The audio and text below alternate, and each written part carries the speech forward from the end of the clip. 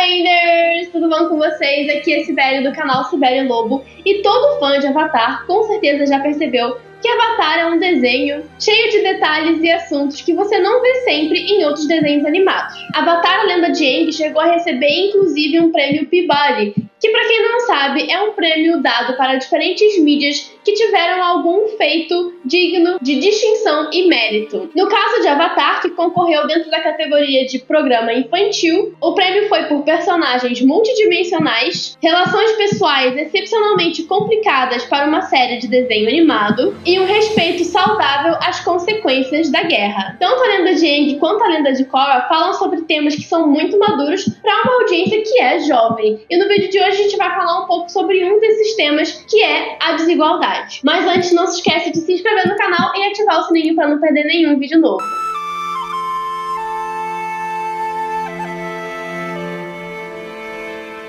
Desigualdade é um dos maiores temas de Avatar e não é à toa. Afinal, é um termo que é definido exatamente por uma falta de proporção ou equilíbrio entre duas ou mais coisas. Por sua vez, o Avatar é visto como um mediador que busca manter esse equilíbrio, seja entre os espíritos, entre os humanos ou entre os dois lados. Mas mesmo trabalhando com o mesmo tema, a Lenda de Aang e a Lenda de Korra abordam esse tema de formas muito diferentes. Em A Lenda de Aang, todos os temas trabalhados na série acabam passando por uma espécie de lente da guerra. Como eu falei agora há pouco, um dos motivos pelos quais Avatar: A Lenda de Aang ganhou o prêmio Peabody foi justamente por mostrar as consequências da guerra, que é uma parte integral de como a história de A Lenda de Aang é contada. A Guerra dos 100 Anos, sendo um evento tão central e duradouro no universo de Avatar, influenciam de uma forma ou de outra todos os acontecimentos da série. Todos os personagens, com exceção ao Aang, não sabem o que é viver numa realidade onde não exista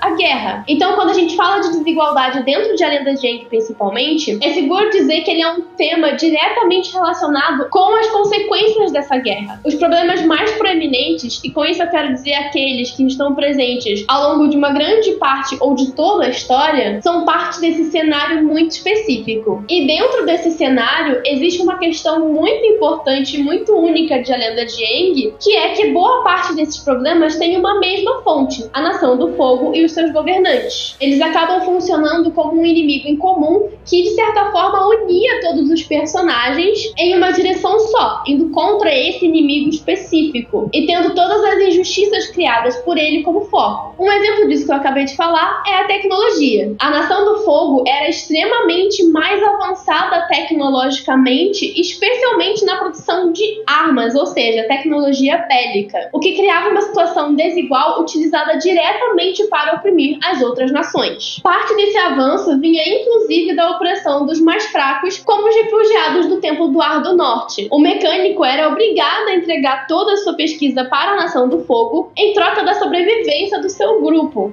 Os soldados da Nação do Fogo acharam nosso acampamento. Eles iam destruir, iam queimar tudo. Eu conversei com eles e implorei que nos poupassem. Perguntaram o que eu tinha a oferecer. Eu ofereci os meus serviços. Eu fiz isso por você. E a invenção do balão de guerra dele acabou levando a Nação do Fogo a criar os seus famosos Zeppelins, que fizeram um estrago horroroso no Reino da Terra, lá no livro 3.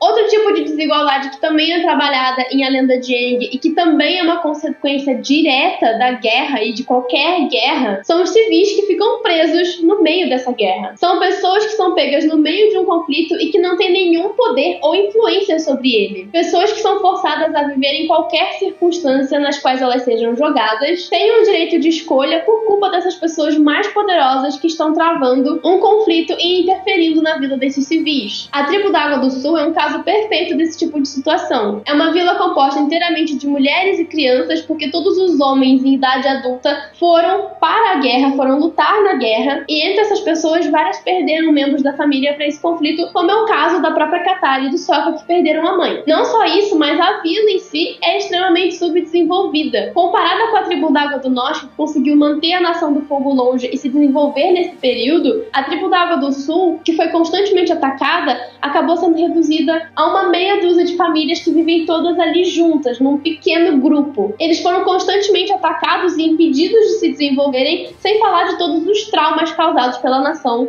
do Fogo. Enquanto isso, a Nação do Fogo segue prosperando, pilhando e ensinando aos próprios cidadãos que eles estavam dividindo a glória deles com o resto do mundo. Eu andei pensando, nós deveríamos dividir esta prosperidade com o resto do mundo. Em nossas mãos está o império mais bem-sucedido da história. Está na hora de expandi-lo. Outra situação de desigualdade que envolve os civis fica muito evidente quando a gente acompanha o tio Iroh e o Zuko. Nos episódios em que eles se tornam fugitivos da Nação do Fogo, o público consegue acompanhar de perto experiências de pessoas que acabaram se tornando vítimas de milícias e grupos mais fortes que acabaram tomando o poder durante as disputas de poder geradas pela guerra. Um belo exemplo disso é no episódio Zuko Sozinho. A cidade do Lee, o menininho que o Zuko conhece, vivia sob o controle de soldados do próprio Reino da Terra que usavam a força e a desculpa de que eles estavam protegendo os cidadãos contra a Nação do Fogo, o inimigo, para abusar os moradores e os forçar a fazer o que eles queriam. Nenhum morador ali tinha coragem e muito menos as ferramentas para enfrentar esses soldados, justamente por causa do desnível de poder que existia entre eles. Afinal, os soldados eram dobradores, estavam armados e estavam em maior quantidade. Só o Zuko, que não fazia parte dessa dinâmica de poder desse local e que tinha sua própria dominação, é que acabou sendo capaz de enfrentar esses soldados. Mesmo assim, como a gente vê no final do episódio, a interferência dele não é bem-vinda naquela cidade, especialmente depois que os habitantes percebem que ele faz parte dos inimigos, que ele é um dominador de fogo. Então é bem possível que a vida naquela cidade tenha voltado a ser exatamente o que ela era depois que o Zuko foi embora. Até porque a mudança que o Zuko faz naquela cidade não é uma mudança estrutural. Ele não consegue ficar ali pra sempre pra proteger aquelas pessoas. E um outro ponto que afeta os civis e que a gente também vê através do tio Iroh e do Zuko é justamente a crise de refugiados. Enquanto eles estão indo pra Ba Sing Se, procurando um local seguro para eles poderem viver, eles se deparam com diversas dificuldades para conseguir a permissão de entrar na cidade e também para conseguir comida decente durante a viagem deles. E acredite, a experiência deles não é nem 10% do que refugiados vivem atualmente ao redor de todo o mundo. E já dentro de Ba Sing Se, eles tiveram que trabalhar para pessoas que não valorizavam o trabalho deles só para eles conseguirem sobreviver. O que é uma forma muito interessante da série mostrar essa realidade, porque 2 episódios antes eles eram considerados realeza e agora eles estavam sendo tratados como qualquer outro civil e tendo que passar pelas mesmas dificuldades e provações e obstáculos que todos os outros civis, simplesmente para poderem sobreviver. Existe uma grande questão em várias histórias diferentes, especialmente histórias que se passam em uma sociedade opressora e violenta, sobre o sacrifício dos direitos humanos em prol da segurança ou da estabilidade. Avatar pode até não ser considerado uma distopia, mas o seu cenário de guerra pode ser tão opressor quanto qualquer 1974 ou Jogos Vorazes. De um jeito muito lúdico e adequado à audiência de Avatar, que é uma audiência mais jovem, muitas pessoas no universo de Avatar e também no nosso universo se veem obrigadas a viver sem o acesso aos direitos básicos que uma pessoa teria simplesmente porque elas precisam sobreviver. E o Zuko foi uma das pessoas que acabou vivendo isso na pele, mesmo que por muito pouco tempo, comparado com 100 anos de pessoas sendo vítimas da Nação do Fogo, pessoas que foram oprimidas a sua vida inteira. E aproveitando que a gente falou de Ba Sing Se agora há pouco, a gente já pode chamar Ba Sing Se de cidade da desigualdade. A cidade literalmente, atende todos os requisitos. Os anéis da cidade separando as classes econômicas com pouca ou nenhuma chance de ascensão social, os Dai Li oprimindo os cidadãos e sequestrando qualquer um que fosse uma ameaça à estabilidade daquele sistema, o Long Feng impedindo o acesso da população a informações, especialmente informações sobre a guerra. Tenha calma. Está seguro agora. Não há guerra em Ba Sing Se. E mantendo os refugiados o mais longe possível do Anel Superior. É uma sequência de agressões à liberdade e ao respeito que não acaba mais. O Anel Superior é cheio de riquezas, de arte, de festas, enquanto que o Anel Inferior mal tem o que comer. E mesmo assim, mesmo em meio a tanta desigualdade, a tanta opressão, Ba Sing Se ainda é considerada a melhor cidade para se viver no meio da guerra por causa dos muros. Já em A Lenda de Korra, a figura muda um pouquinho. O principal fator dessa mudança é de que a Guerra dos 100 Anos já acabou muitos anos antes do nascimento da Korra. E sem uma guerra de escala global para ocupar esse holofote dos conflitos, acabam surgindo outras questões e discussões sobre desigualdade. O primeiro conflito em cima do tópico da desigualdade surge na primeira temporada com o Amon, que é justamente a disparidade entre os não dominadores e os dominadores. Nota, esse problema sempre existiu e inclusive já tinha sido mencionado em A Lenda de Aang, como no episódio que a gente mencionou, Zuko sozinho. Mas ao mesmo tempo em que esse problema sempre existiu, ele não era grande o suficiente em comparação com um problema maior, que era a opressão da Nação do Fogo como um todo, a Guerra dos 100 Anos. E portanto ele acabou nunca podendo ser adereçado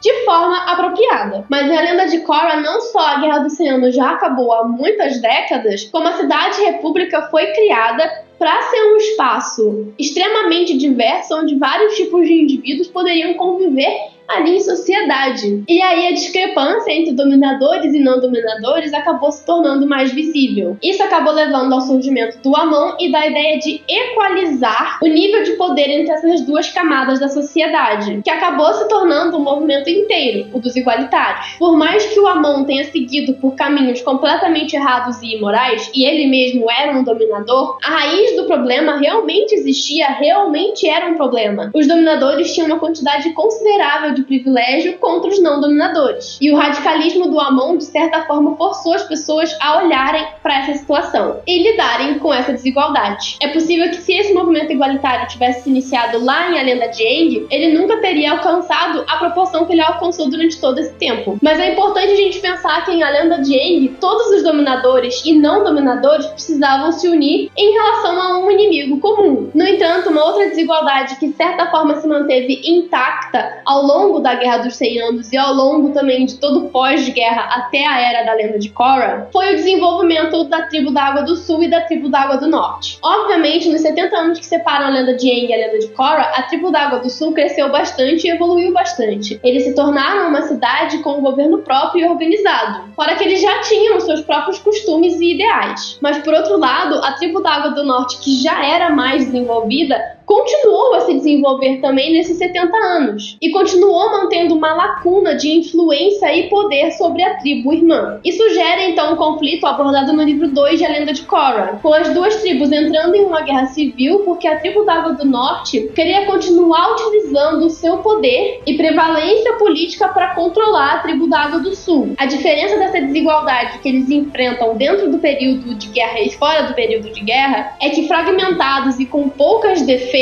do jeito que eles eram durante a guerra, a tribo da Água do Sul não tinha como se erguer contra o opressor da época, que era a Nação do Fogo. Mas com o fim da guerra, o povo da tribo da Água do Sul retorna a casa e tem então anos de organização, de desenvolvimento, de evolução cultural, social, econômica e etc. Então eles finalmente se encontravam numa posição em que era possível para eles se manter como um governo independente e lutar pelos próprios direitos como um povo. Um movimento que teve uma raiz parecida com essa da tribo da Água do Sul, mas que acabou indo por um caminho muito diferente, foi o do Reino da Terra. Por ter sido o palco das maiores batalhas e destruição causadas pela Nação do Fogo durante a Guerra dos 100 Anos, fora, é claro, os Templos do Ar, porque, só sobrou um nômade vivo, o Reino da Terra ficou severamente debilitado economicamente e socialmente. Eles estavam sofrendo muito para se recuperar depois de toda a destruição. E havia muitos problemas, é claro, com um número enorme de refugiados e um número enorme também de cidades destruídas. O que gerou, então, uma onda de miséria nos anos seguintes à guerra, em que os habitantes do Reino da Terra sofreram com fome, pobreza e violência. É dessa linha do tempo que surge a Kuvira, a antagonista do livro 4. O objetivo dela era, meio que na mesma linha que o do Amon, consertar uma associação de desigualdade em larga escala. E, em parte, ela chegou a fazer várias coisas boas, como alimentar e reconstruir várias cidades do Reino da Terra. Mas ela também sucumbiu à mania de grandeza princesa